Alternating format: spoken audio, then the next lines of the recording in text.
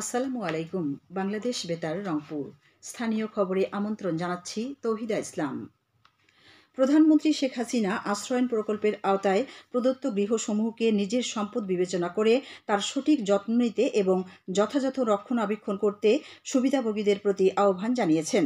তিনি আজ গণভবন থেকে ভিডিও কনফারেন্সের মাধ্যমে আশ্রয়ণ ২ প্রকল্পের আওতায় দেশব্যাপী ১৮,৫৬৬টি ভূমি ও গৃহহীন পরিবারকে জমিসহ বাড়ি হস্তান্তর কার্যক্রমের উদ্বোধনকালে এই আহ্বান জানান।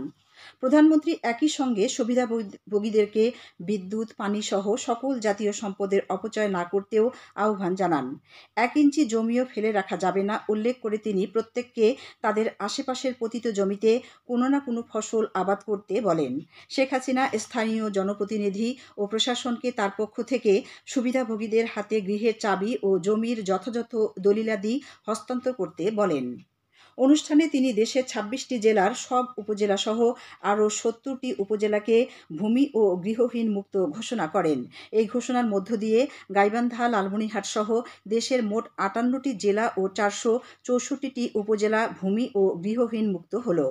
আমাদের জয়পুরহাট সংবাদদাতা জানান, প্রধানমন্ত্রী গণভবন থেকে আজ জেলার পাঁচবিবির ধরঞ্জি ইউনিয়নের রতনপুর আশ্রয়ণ প্রকল্পের জরাজীর্ণ সিআইসিড ব্যারাকে একসাথে থাকা ২০টি পরিবারকে আশ্রয়ণ প্রকল্পের আওতায় জমি ও গৃহ প্রদান করেন।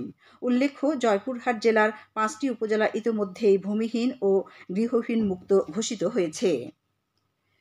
ঈদুল আজহা উপলক্ষে জয়পুরহাটে কোরবানির প্রাণীর হাট ও বাজারের টোল আদায় বিষয়ে এক জরুরি সভা অনুষ্ঠিত হয়েছে। জেলা প্রশাসনের উদ্যোগে গতকাল জেলা কালেক্টরেট সম্মেলন কক্ষে অনুষ্ঠিত এ সভায় জেলা প্রশাসক সালেহিন তানভীর গাজী সকল পৌরসভার মেয়র, উপজেলা নির্বাহী অফিসার ও হাটের ইজারাদারদের সাথে মতবিনিময় করেন। সভায় জেলা প্রশাসক ইজারাদারদের নির্ধারিত রেটে টোল আদায়, টোলের ধার্যকৃত রেট প্রতিটি হাটের প্রবেশ মুখ ও হাটের জনবহুল স্থানে প্রকাশ্যে টাঙিয়ে দেয়া এবং টোলের রেট উল্লেখপূর্বক পাকা রসিদ প্রদান করার নির্দেশ দেন। একই সঙ্গে তিনি কোরবানির হাটে টোল আদায়ের নামে কোনো ধরনের অনিয়ম, অরাজকতা কিংবা চাঁদাবাজির অভিযোগ পেলে তদন্ত সাপেক্ষে জড়িতদের বিরুদ্ধে আইনগত ব্যবস্থা নিতে উপজেলা নির্বাহী অফিসার ও পৌরসভার মেয়রদের নির্দেশ দেন। কুড়িগ্রামের রাজীবপুর উপজেলায় পবিত্র ঈদুল আজহা উপলক্ষে হতদরিদ্র ও অসহায় মানুষের মধ্যে বিশেষ ভিজিএফের চাল বিতরণ শুরু হয়েছে।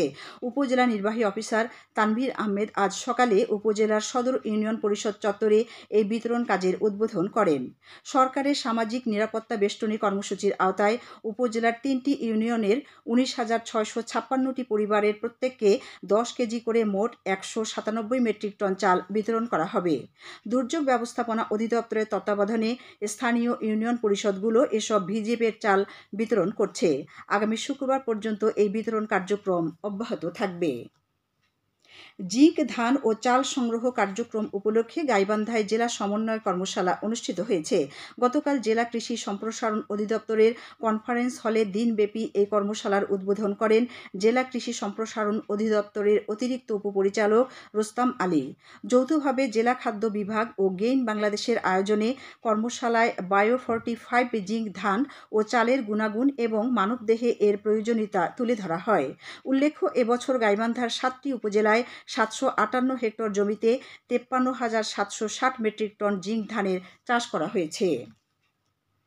রংপুর বিভাগীয় বিএসটিআই প্রতিনিধি দল গতকাল রংপুরের পীরগঞ্জ উপজেলার চত্রাহাটে গবাদি প্রাণীর ভেজাল খাদ্য তৈরির 3টি গোডাউন সিলগালা করেছে।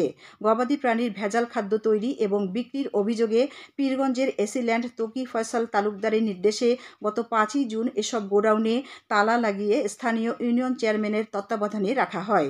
গতকাল বিএসটিআই এর সহকারী পরিচালক জাহিদুর রহমানের নেতৃত্বে একটি প্রতিনিধি দল ঘটনাস্থল পরিদর্শন করে নমুনা সংগ্রহ করে বিভাগীয় ব্যবস্থা গ্রহণ সহ এসব গোডাউন সিলগালা করেন।